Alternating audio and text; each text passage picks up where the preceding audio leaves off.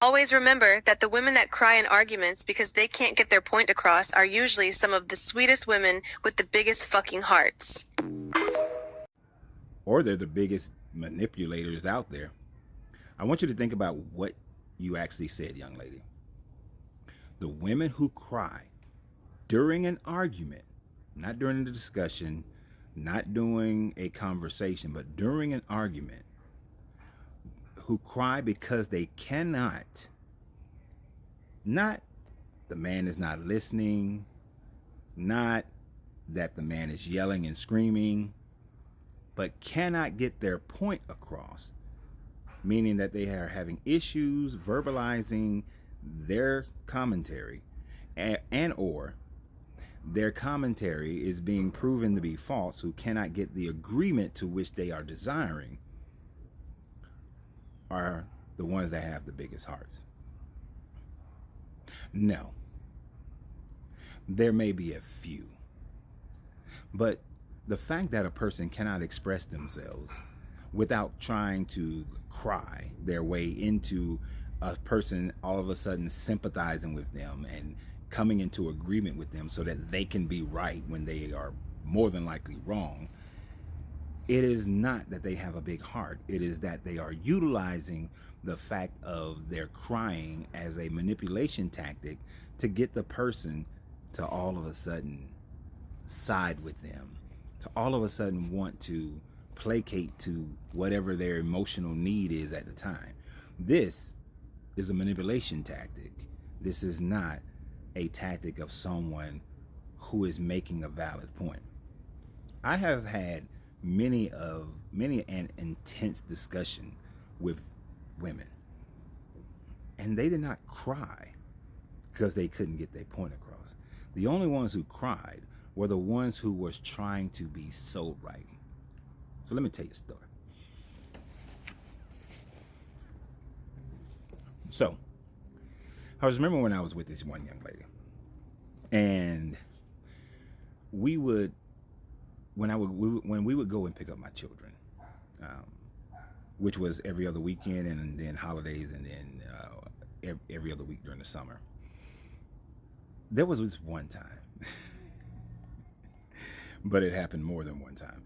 We went and picked up my kids. Now, I've always taught my kids that they are well within their rights to express themselves. When they are correct about something, they are well within their right to um, respectfully uh, argue their point.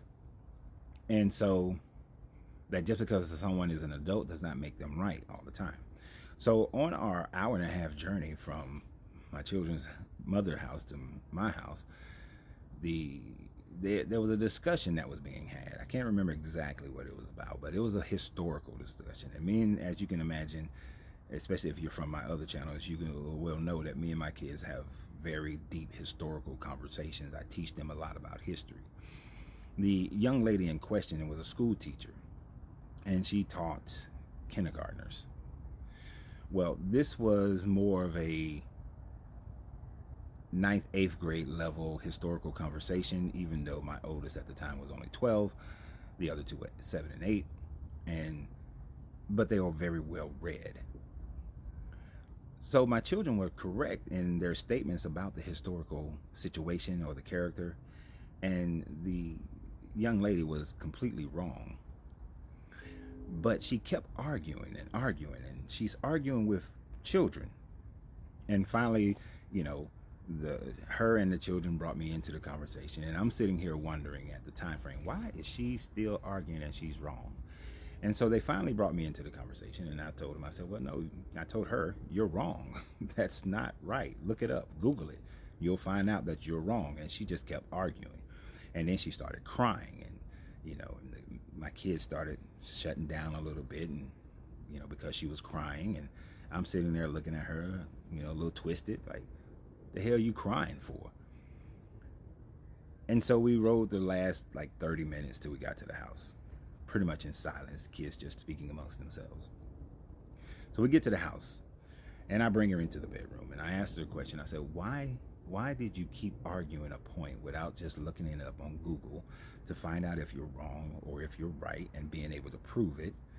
And why are you crying? Why did you start crying to elicit some level of sympathy, and the whole argument shut down. And now the mood in the car was kind of solemn for the remaining ride. And I rather enjoy my time with my kids, and I'm going to enjoy my time with my kids. Don't get me wrong, because after this conversation, I'm going back out there with the children. And she expressed, and I also said, and why did you try to say that because you're a school teacher that makes you right? Being a school teacher doesn't make you right. You teach kindergarten. You do not teach fifth grade history, sixth grade history, seventh grade history. You teach kindergartners. That's a different format. Being a teacher doesn't mean that you know everything. So she finally said, your kids are so smart, and I keep losing discussions with them, and I just want it to be right. And so I got so upset that I started crying. And I told her, you got so upset because you tried to manipulate the conversation. But you are not always right. Oftentimes you are wrong because you teach kindergartners. My kids read a lot. They study a lot. I send them information. They have reading lists that I give them. That's beyond the school. It's okay to be wrong. You don't have to be right. And yeah, I want them to be intelligent. So just because you're an adult doesn't make you right. And she continued to. She started crying again, right? And started bemoaning again about how she just wants to be right because she's always wrong. She's tired of losing historical debates with my children. And I told her from this point on, maybe you just shouldn't have them. If you're not willing to do the research and study, then just don't have them if it's going to cause you to do this, because this emotional crying thing is not going to work. I'm not putting up with that. You're not going to, just because, you're an adult doesn't make you right.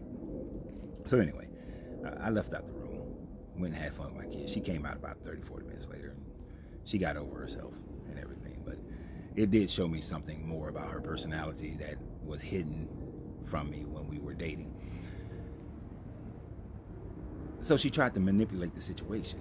And that is what happens when you get a young lady or even a man who will, oftentimes men don't cry, but they try to get angry and loud and yell and try to dominate and use their body to get bigger and try to manipulate the situation by being overly aggressive.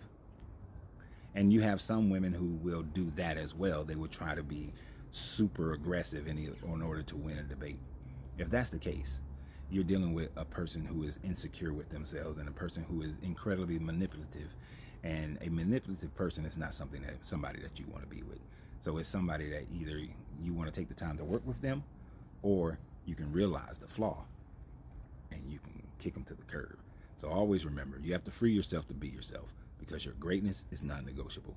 Good journey, good vibrations.